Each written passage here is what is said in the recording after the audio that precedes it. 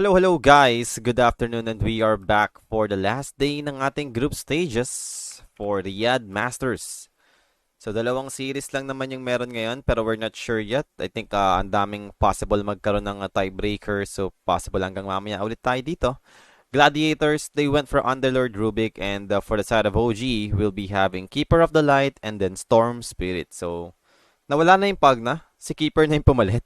Taga-sustain ng mana for the Storm. For Gaimin Gladiators, interesting picking Underlord para sa kanilang first phase.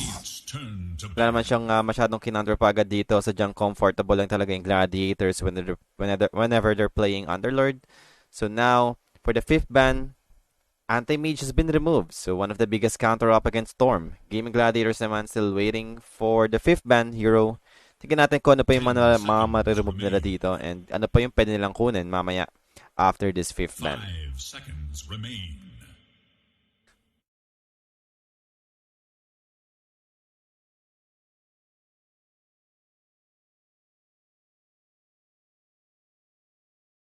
Radiant's turn to pick.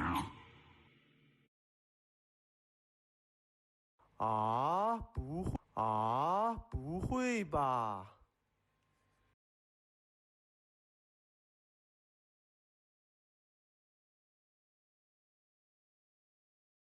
？10 seconds. So Darkseer has been removed. Possible sila kumuha dito ng position 1 na hindi maka-counter ng Darkseer. But I guess Ember Spirit muna yung kukunin ng Gladiators to make sure na hindi naman mauubusan ng hero si Queen para sa mid lane matchup up against Storm. So maganda naman yung Ember. You have the chains for the catch. You can get on top of the keeper. You have Remnant. So goods naman to for me. Meron silang Exa pang control under the Pit of Malice, diba? Live, may chains. So pwedeng ma-unli root dito yung heroes for OG. Now for OG, interesting to see kung ano yung magiging 3rd, 4th pick nila dito.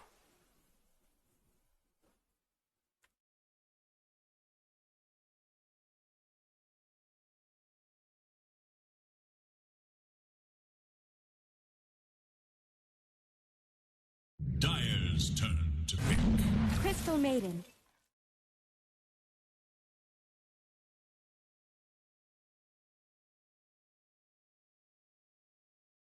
Crystal Maiden for the 3rd pick. So, sagad na natin yung mga mana regen. Meron silang chakra, meron silang arcane aura. Well, at least maganda naman yung control na pwede ma-provide ni Crystal Maiden. And waiting tayo dito for the 4th hero, OG. Time for them to grab this core hero and we'll be getting Razor. Alright, interesting.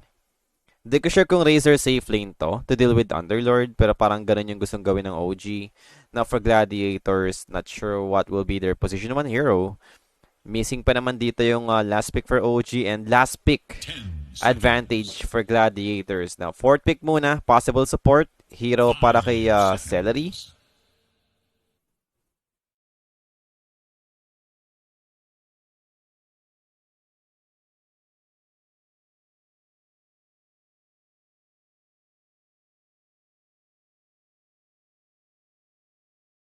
Dyer's turn to bat.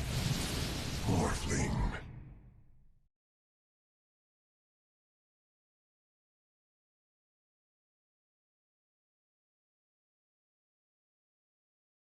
Never mind. Immediately grabbing Morphling na lang para sa Gladiators. So, di naman ito yung parang Ags game for Morph. 10 seconds Maganda lang talaga si remain. Morphling in scaling up against Razor. You have mobility skill para lang 5 ma-disjoint yung static seconds. link. Actually, pwede mga counter si Razor ng static link. And then, Radiant morphs into structure. Razor, then static link. Andun yung mga play na pwedeng gawin ng Morphling dito. So, I think it's not a bad idea to grab Morph para sa side ng Gladiators. Now, waiting na lang tayo dito is sa hero ni Celery. Yun lang naman na. Position 5 hero missing. Meanwhile, for OG, we might be waiting for offlane hero or if ever offlane Razor sila, 10 then position seconds 1 remain. yung pwede nating hanapin. Not sure kung ano yung mas okay na gawin ng 5 OG, seconds remain. pero medyo scary yung late game timing, lalo na sa Gladiators. So I think OG, they need to figure out kung paano nila masasagot tong early stage para lang mag-dominate agad sila. Dyer's turn to bat.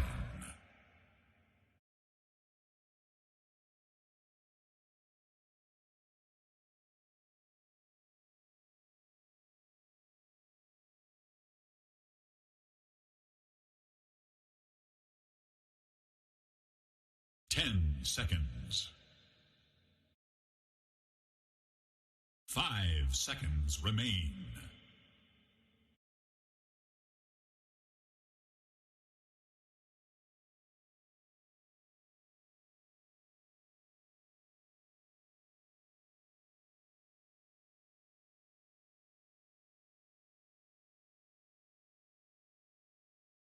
Now, last ban for both sides ang aantayin natin. Meron pa ba tayong magandang position 5? I think Tech is still available. Not sure kung okay ba mag-Tech is post 5. Pero maganda naman yan na po-provide ni Techis pagdating sa mga team fights. Or if ever, sino ba yung mga position 5 na available? Depende. Last pick naman dito yung Gladiators, so makapag-adjust pa rin naman sila. Depende kung ano yung mas kailangan nilang support. Last ban for Gladiators, they're targeting offlane heroes. And sino pa ba yung okay to lane up against Morph pagdating sa offlane position? 10 seconds. 5 seconds. Dyer must choose.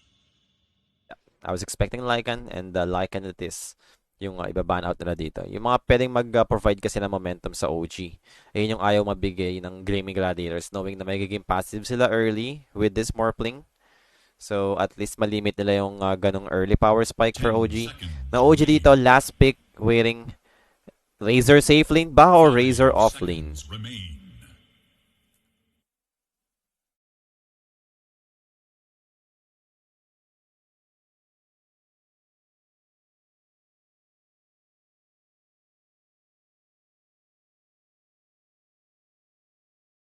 Radiant must choose. So, that's it. Timbersaw last pick. Surprising to see, open pa rin pala yung Timbersaw. Di naman siya yung sobrang ganda up against Morph. Pero malakas naman siya sa lane stage. Hindi naman siya malulugi sa Morphling. Sa scaling lang, medyo delikado siya sa Morphling. Yun lang naman yun. Kasi talagang malakas yung damage output ng Morph. Then magkakaroon pa siya ng ideal hero na pwedeng ultihan, which is yung Timber. Yan, whirling that niya yung Timbersaw. Actually, pwede siya mag-ags para lang dun sa reactive armor upgrade. So, pag nag-morph siya sa Timber, pop niya lang yung reactive armor. Ganun yung ginagawa ng ibang Morphling. Like, at least extra defensive tool. Gladiators, time for them to decide para sa kanilang position 5 hero. Position 5 na okay naman to deal with Timber. Select your hero. Pagna is back. Make the ultimate choice. Well, not to the point na siya yung magpo-provide dito ng sustain. Maganda lang yung Pagna, yung damage na pwede niya ma-provide. Nether Ward, sobrang ganda sa game na to kasi more on skill. Base yung OG dito. So, malaking bagay yung damage yung Nether Ward. Life Drain for the sustain given. Yun lang pa rin naman yung may bibigay ni Pagna. Wala naman tayong best combo for the Crep. Yung adaptive strike lang siguro. Aside from that, wala naman na para sa Pagna natin. So, game 1, draft-wise, I think I'm gonna trust Gaimin Gladiators. The way they play, feeling ko kakayanin mo na lang ditong makapag-provide ng space para kay Dirakyo. Yeah, 10 feeling ko seconds remain. makapag-farm pa rin naman si Dirakyo dito. 5 seconds.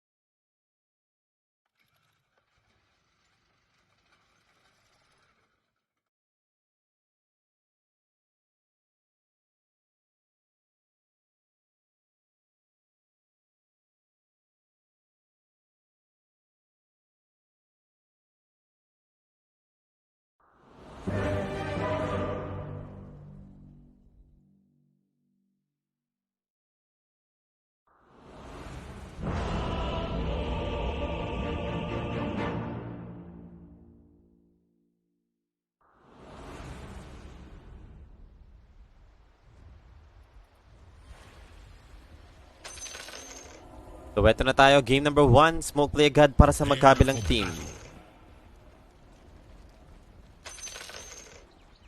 Lights out for you. Lights out for you.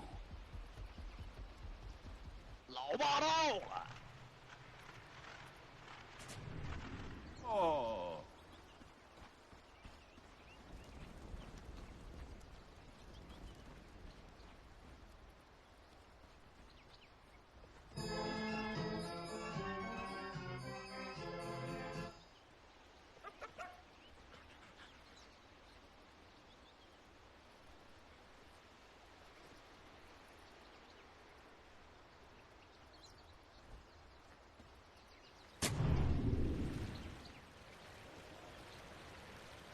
Just 30 seconds now.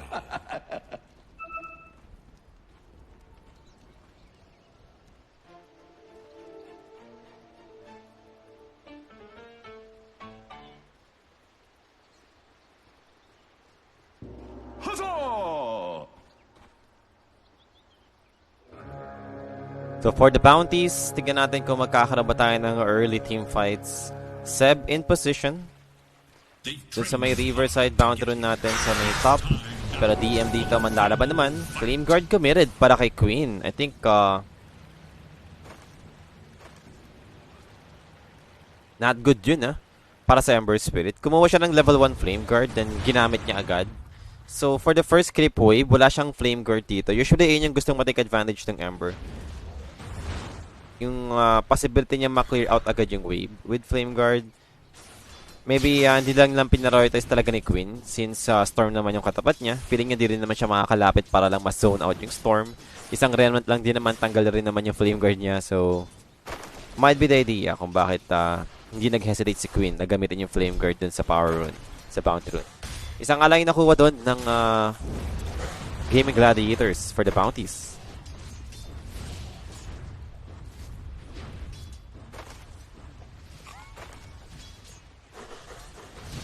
Uy, good afternoon sa iyo, Mark Gamboa Bungoy. Kaya nga no, medyo hindi maganda yung standings for Gladiators. Like, natalo sila. Especially yesterday, last night. Tinalo sila ng Pandas 2-0. Game ano po? Game number 1 pa lang naman po tayo. Kakasimula lang ng series natin for today. Puro Razor Yuragi na.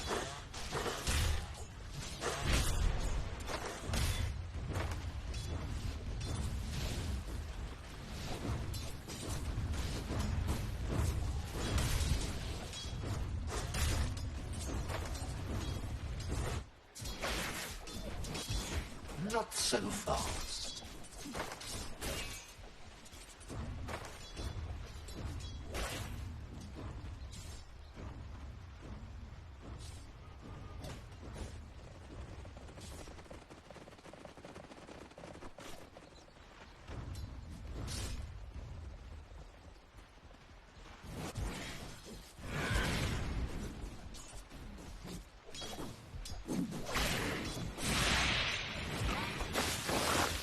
Frostbite. Dire's top tower Blood Grenade is available para kay Tofu and even has the lift.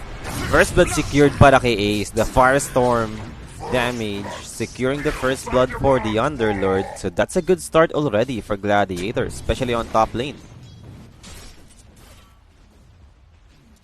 Sayang OG, parang wala na talagang power spike. Hindi na sila, wala eh. I mean, siguro kailangan na ng changes for OG.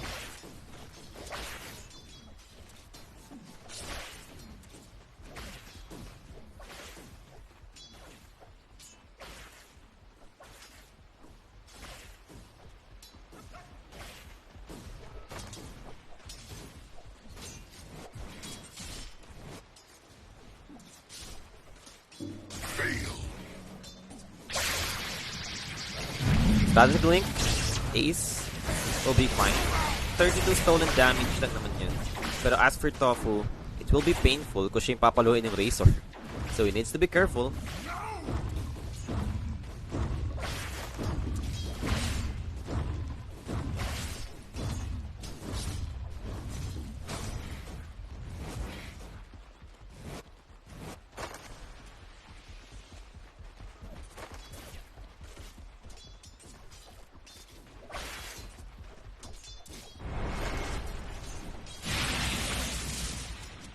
I'll take that.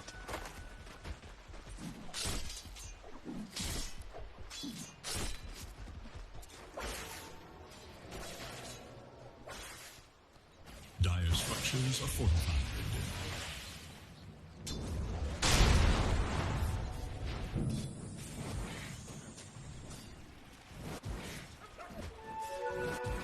You have been.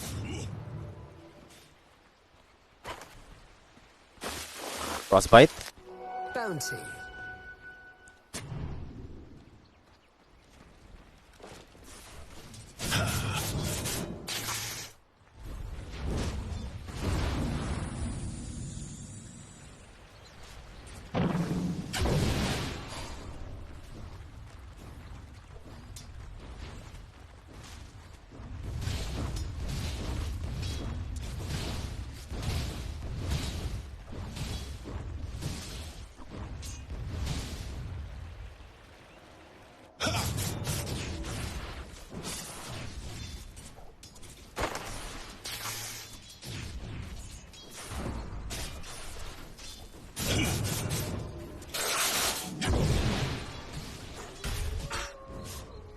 So for the mid lane matchup natin dito, pretty even pa rin naman so far.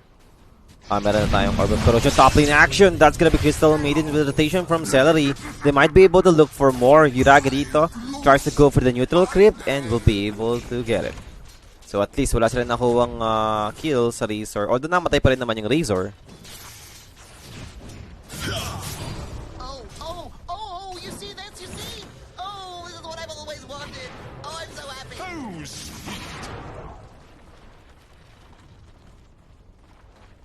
Wala rin namang sing gagawin masyado yung Pog na sa may bottom lane. So iiwan niya lang talaga yung Warping dyan to get his early level. Maybe get his level 6 para lang ma-counter si TM. Now for the 6-minute power rune, both support. Andito naman para sa Gaimin Gladiators. Well, same goes with the OG. Will be rotating in. Queen secures the haste rune. So that's already good for the side of Gladiators. Di makapag-refill si BZM. But it's okay. At least level 6 din naman si BZM dito and almost full mana pa rin naman siya. So marami pa naman siya magagawa with his ultimate. Level 2 flame guard nga pala para si Ember Spirit.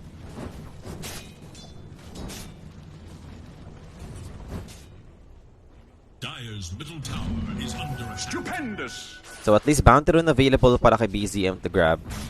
And for Queen, Radiant have fortified their structures against taking advantage of the first catapult. Tas meron pa siyang Orb of Corrosion, armor reduction available over to the tower. So talagang ikakat niya pa yung wave. To make sure na dire-diretso lang yung catapult dito. Well, for BZM, smart move. Making sure na matatarget agad yung catapult. Hinarangan niya yung creep wave. Pero sa top lane, Yuragi is running on the opposite side of the map. And Yuragi dito will be taken out. 3 heroes are there for the side of Gladiators.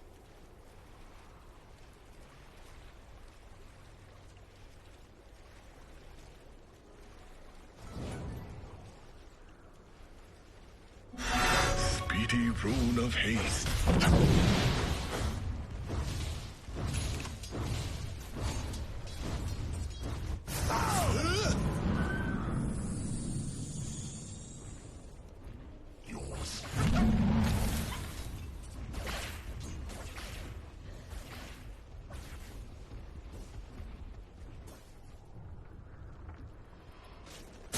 Seven minutes going 8. 1K lead for the side of Gladiators. Eager to know. Well, as for Queen, meron na siya namang remnant na naka-ready. Saktong. Ganda naman ang ginawa ng bait ni Queen dun. Para lang nga hindi makasecure ng water, ng power nun yung storm.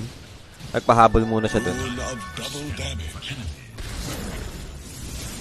Ooh, that's a lot of neutral stacks provided para kay Queen. Si Queen yung nag-benefit dun. Has double damage. Seb, munti ka na mamatay sa Slide of Fist. Max out Slide of Fist to is level 7 with double damage. Kailangan nila mag-atrasan dito for the side of OG.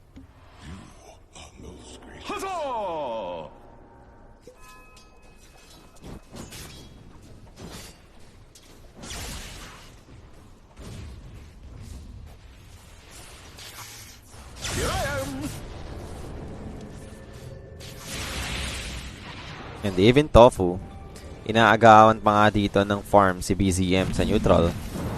Nice Fade Bolt. And for BZM, speaking of, he'll jump in. Queen.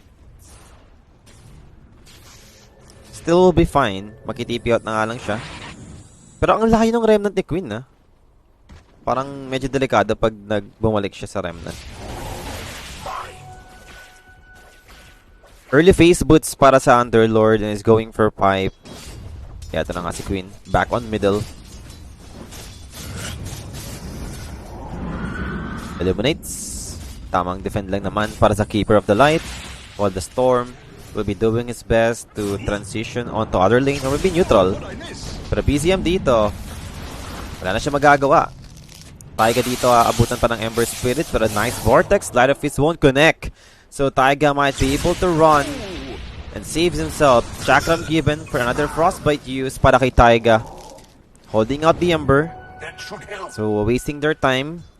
And 10-minute mark. Power Rune. Arcane Rune will be taken by BZM. One of the best rune for the Storm.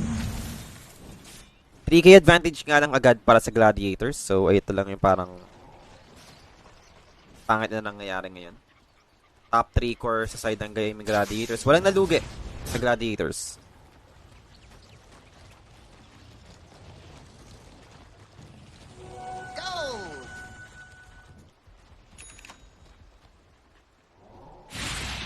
Kumbaga free farm sila lahat. Ganun yung nangyari.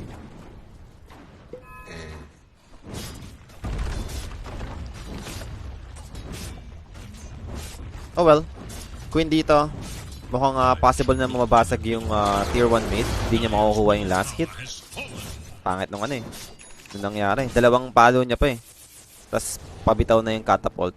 Which is enough in damage ng catapult dahil nga dun sa Orb of Corrosion din. Yung armor reduction.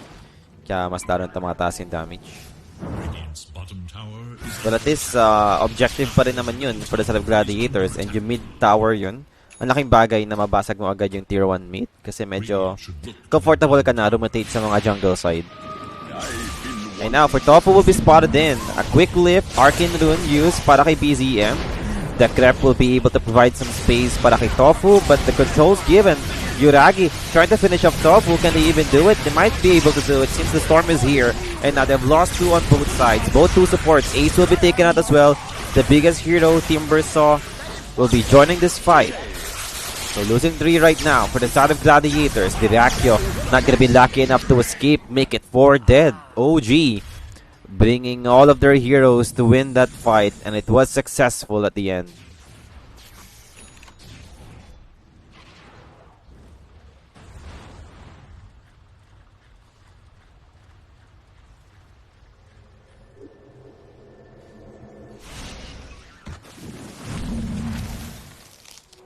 Stupendous! Regeneration!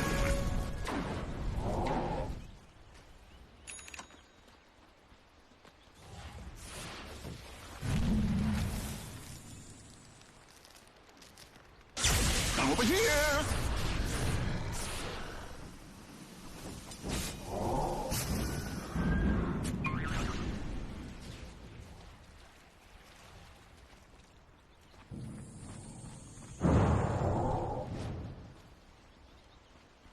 The dire scan. On the hunt for radiant forces.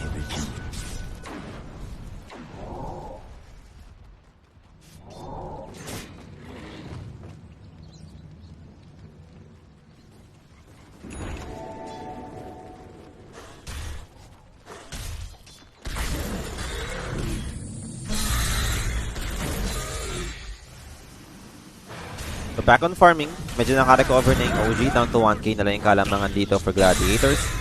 And they'll be taking this Ancient Stacks given para kay DM. That's a lot of gold. And speaking of DM, he's farming his Lotus Orb para sa kanyang second item. After getting Vanguard, Lotus Orb na yung magiging item choice for the Timber. Sobrang ganda ba ng Lotus Orb sa game na to? Basic Dispel.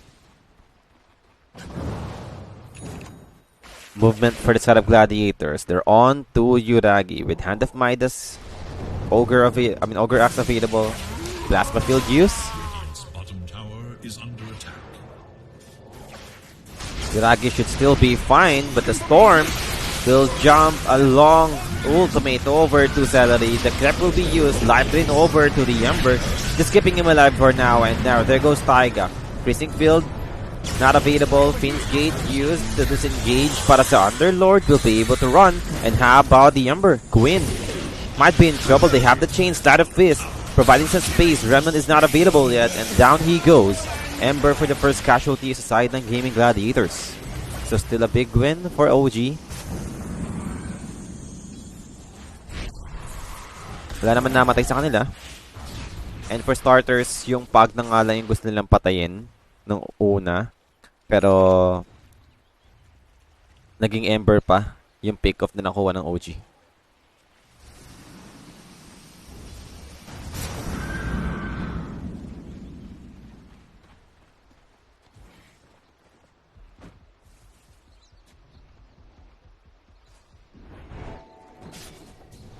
There is little hope for Dire's middle tower.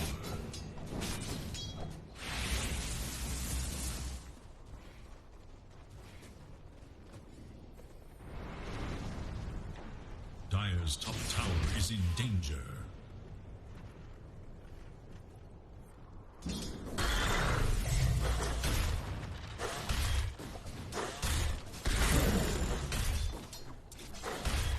Dire's top tower is under attack.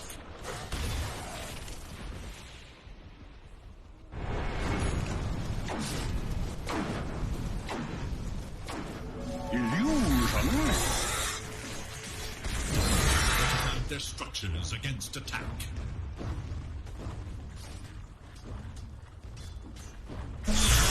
Look to their top tower.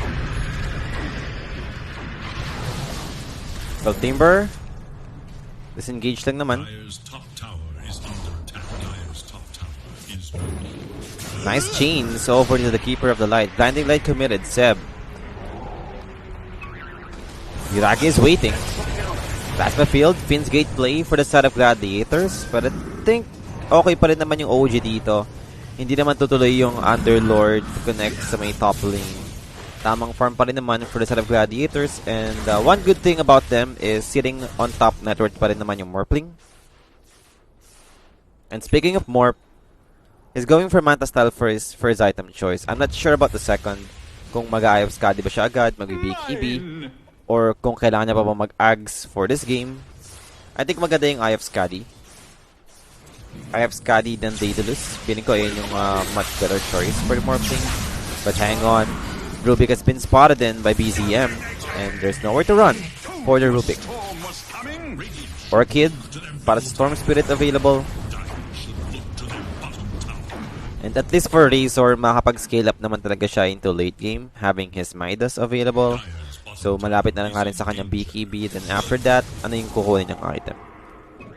Lincolns into Nullifier. So, maganda naman yung approach na gagawin dito ng Razor.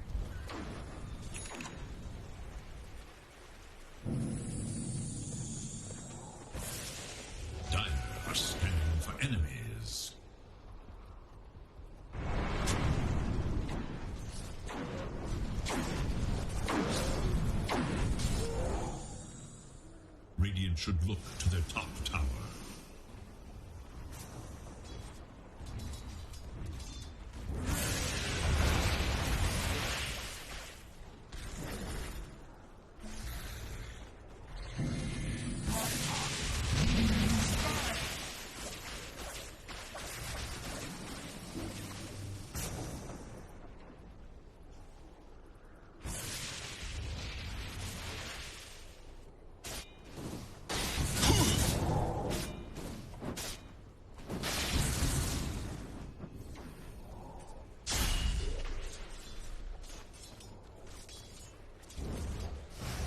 Radiant's bottom tower is in danger. Stupendous!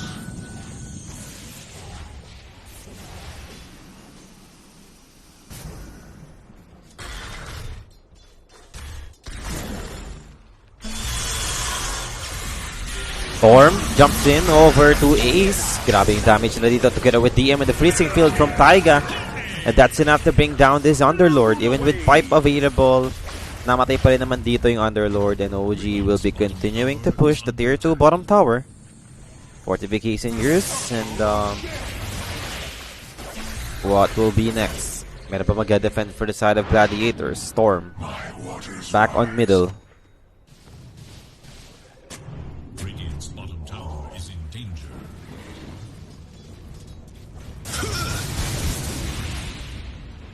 Dire should look to their top tower. Radiant's bottom tower is under attack. Radiant's Yeah, bottom tower secured for the side of OG.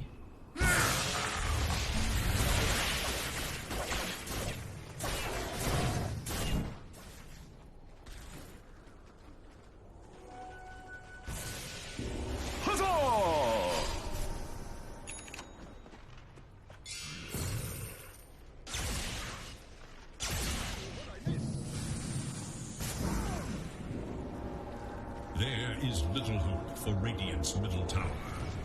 Dire's top tower is under attack.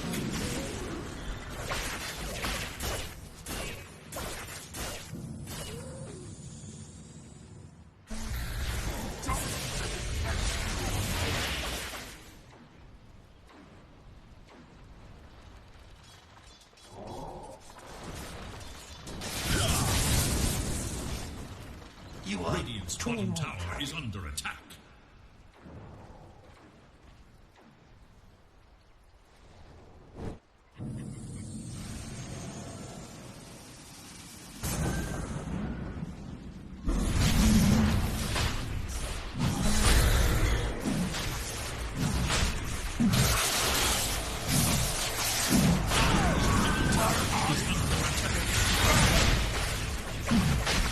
So, Rojan attempt for OG squad. 3 ages naman to para sa kanila. Wala namang mangyayari for Gladiators. Still farming. And waiting for the next item ng Morphling. Skadi nga, yung kukunin dito ng Morphling. After getting Skadi, feeling ko Daedalus yung isa sa magandang pwede niyang i-itemize.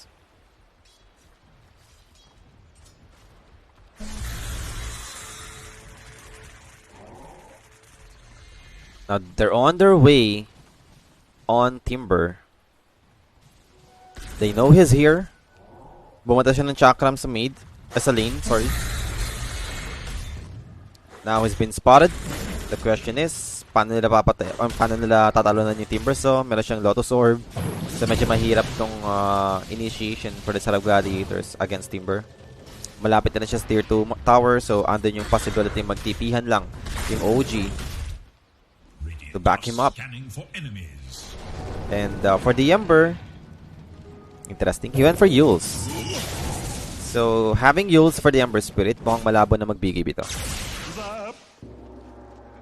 Talagang na lang to.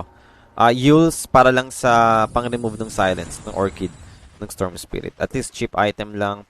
Pwede pa siya ma-upgrade into Wind Waker. Though hindi naman sobrang ganda ng Wind Waker sa game ito. Wala lang. Tamang upgrade lang naman yun. Regeneration. Kasama ba sa lineup ng OG si Seb? Yes, boss. Stand-in ulit si Seb. Lagag na Secret? Di naman, boss. Actually, medyo maganda naman yung standing for Team Secret. So last day naman ngayon, so dito natin malalaman kung sino ba yung mga possible malaglag. And I do think magkakaroon tayo ng mga tiebreakers kasi dikit yung mga score. Lalo na sa Group A. BZM dito has been caught. Zips out for BZM. Defensive Yules available naman. Or maybe that was the Ember Yules. Yeah, Yules pala ng Ember yun, sorry. Kala ko may Yules yung Keeper of the Light eh. Well, for now, disengage lang muna for Gaimin Gladiators. Actually, Morphling has been caught. Out of mana para kay BZMs. There's no way for them to catch him. Instead, the chains over to Heroes. Chakram provided over to the Storm. Lift. Another root. Won't make it. Hold on the Storm Spirit. Stolen Plasma Field para sa Rubik. Laking bagay ito for the damage. It's low. And actually, DM dito. Buhay pa rin naman. No one will die for both sides. So, continuous lang naman ulit sila dito sa pag-hold ng Tier 1 mid for Gaimin Gladiators.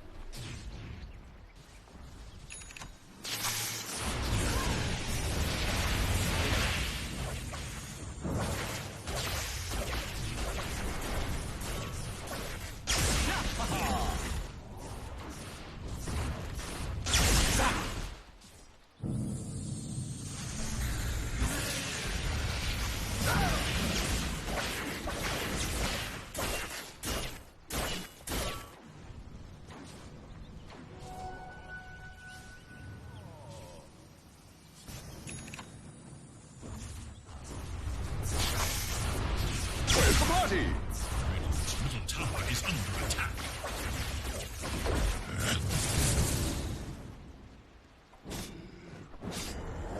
Radiant's Invisibility. Radiant's bottom tower is under attack. Ooh, Storm found the Ember with a quick Orchid play. Defensive Yules, pero wala siyang Remnant naka-ready. Slide of Fist, Remnant out para si Ember. Queen will be able to escape.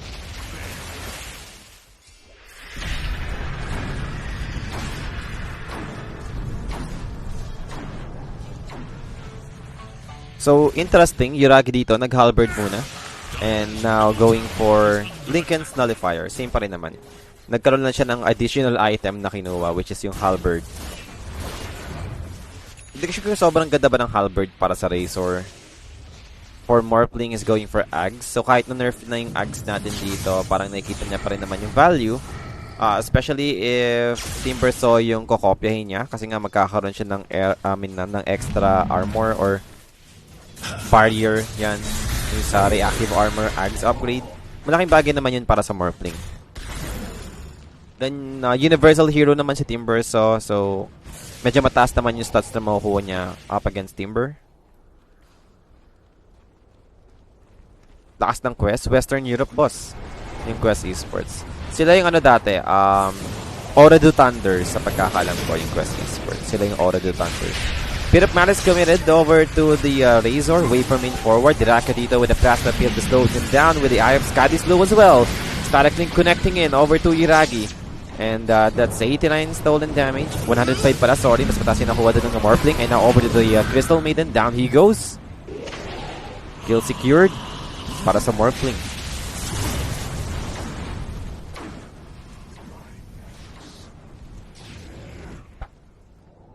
Radiant's bottom tower is under attack.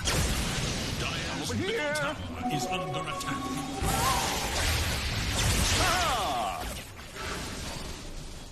Radiant's bottom tower is under attack.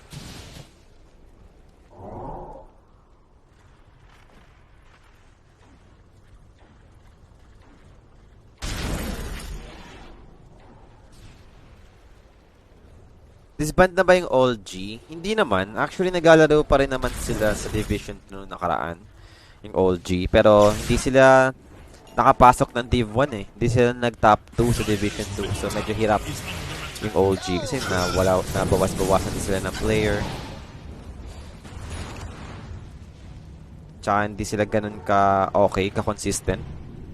Tsaka marami malakas sa Western Europe. Even sa Div 2, mahirap din talaga sa Western Europe.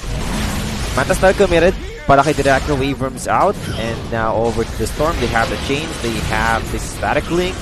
Yuragi dito. Pyramids does connects. And now for DM is trying to zone them out while Yuragi is getting killed by the illusions of our Morphling. Morphling takes out the Timbers first. Yuragi with the BKB will be able to escape from this.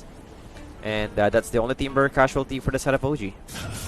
Pero malaki na yun for Gladiators, and they might be looking to continue and push. Tier 1 bottom tower might be next.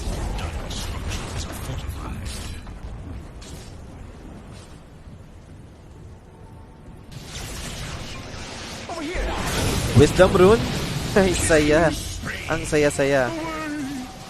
Ang ginawa doon ng Storm. Nawalan sa Wisdom Rune, then nahuli. Tapos, ang Dota.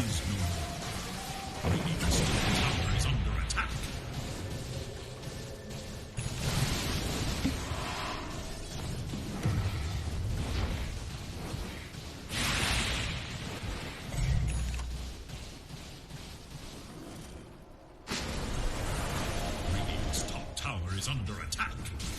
Dire's bottom tower is under attack. 28 minutes in, 4K advantage. And malapit-lapit na rin tayo sa Sight of Vice ng Underlord. Extra disable, extra way para lang mahuli yung Storm, instant catch. So, Aghanim Scepter para kay Dyrachyo, almost up din naman. So, 2 option para kay Dyrachyo. It's either Razor or Timber yung uultihan niya dito. Kung gusto niya ng attack speed, gusto niya ng static link, Razor is the better choice. Pero kung gusto niya dito ng survivability and stats, mas maganda yung Timber song. Ay, ako lang ngayon mag-isa eh. May sakit daw si Ate Sherry. So, hindi siya makapag-cover niya. So, for now, ako lang muna yung makakasama niyo ulit. Hoping tomorrow, playoffs yan. Medyo gumaan na yung pakiramdam ni Ate She. I'll take that.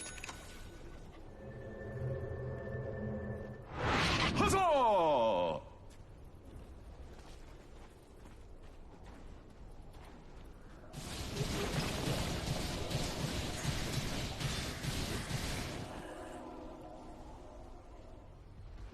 So, ano na ba ang plano nila dito?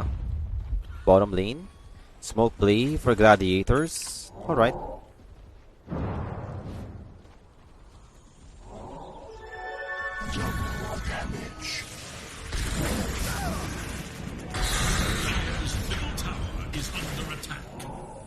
So makikita naman nila si Yuragi with a quick side of Vice. Trying to burst him down. They have the lift. They have the morphling. They have the damage. Yuragi down for 60. Now looking for BZM. BZM dito. Zips out. Papuntang mid lane. Papuntang power rune. Pero wala naman siyang inabutan doon. So tamang farm na sa may middle sea. Oh, you teka lang. Queen's Gate play for the Underlord. They know BZM is completely out of mana. They will be able to find him and takes him out in the process. They have the reward on that area, so they have information on where BZM is. And now as for Taiga, he will be the next casualty here. Suddenly 3 down for the side of OG, and might be Roshan to secure for Gladiators.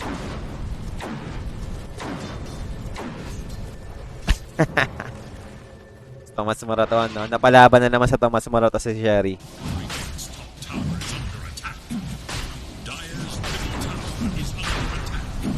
May hangover na naman.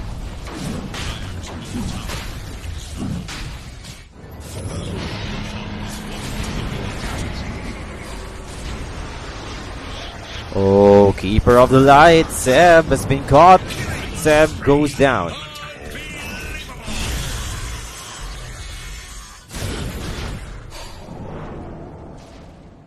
Solid naman yun, yung pusta mo, boss, pag ganyan.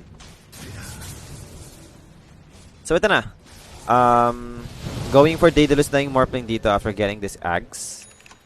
Daedalus or Satanic, yun na naman yung magiging item niya. That should help. Dalawang slot pa naman yung kailangan dito ng Morphling. And ayun na lang yung kailangan niya dito. Satanic and then Daedalus. Pwede siya mag-MKB kung kailangan niyang i-address yung evasion ng Razor. Pero Halberd pa lang naman yan eh. So hindi ba naman ganun kataasan yung evasion niya? I think doable pa rin naman kahit wala kang MKB.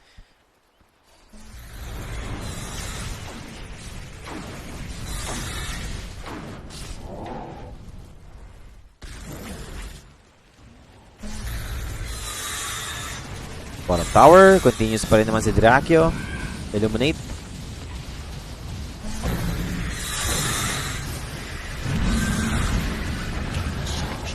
So fortification use for the side of OG. BKB available para sa Team Perso. The tool to teach. Now, there goes the team fight. It broke in. Controlling over to the Underlord. He's back to full HP. And namatay pa nga yung Crystal Maiden. Side of Fist, Remnant out. Para sa Ember Spirit. He's safe. Going for the third tower. 6 uses right now with the chains holding out the Timber. So, with the Bearded Malice for the follow-up control. DM dito. Timber chain out. Will be able to make it. Now, Storm jumps in over to Morphling. Morphling, 3 minutes for his Aegis before it expires. Morphing into the Razor. Blast of Field committed. Buyback for the Crystal Maiden. And backing off this time for the set of Gladiator squad. I think okay lang naman to. Matagal-tagal pa naman bago mag-expire yung Aegis. So, it's lang naman na mag-ingat muna sila.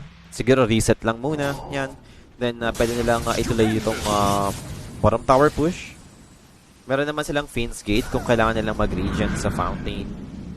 Pero mukhang di na kailangan. Eto na ulit yung Gladiators. Knocking on their set of Raxes. Bit of Malice has been dropped. DM dito will use the Lotus Orb. Wave from in forward. Do found Seb. So that's a target to kill. Seb dito definitely bought back for this to try and help his teammates. Morphling morphs into the Razor. Pops the Manta style. Static Link coming in. Reducing the damage from the Morphling itself. But the Storm will be disengaging afterwards, so nobody will die for the side of Gaimin Gladiators, and Draco dito will be continuing to take this Millirax. Medyo mahirap, mababa yung damage niya dahil dun sa static link ng Razor, but now Drew found another support. Support down, no buyback. Crystal made it out for 70, and now Seb has been caught as well. That's 2 down without any buyback for the side of OG. DM gonna pop his BKB, trying to fight back, man up against Acer, maybe onto the Morphling.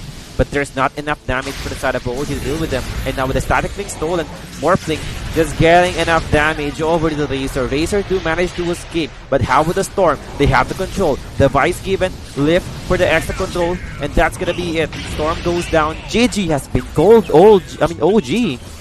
They tap it out.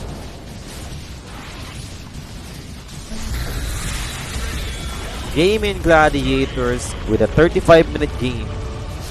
What a performance.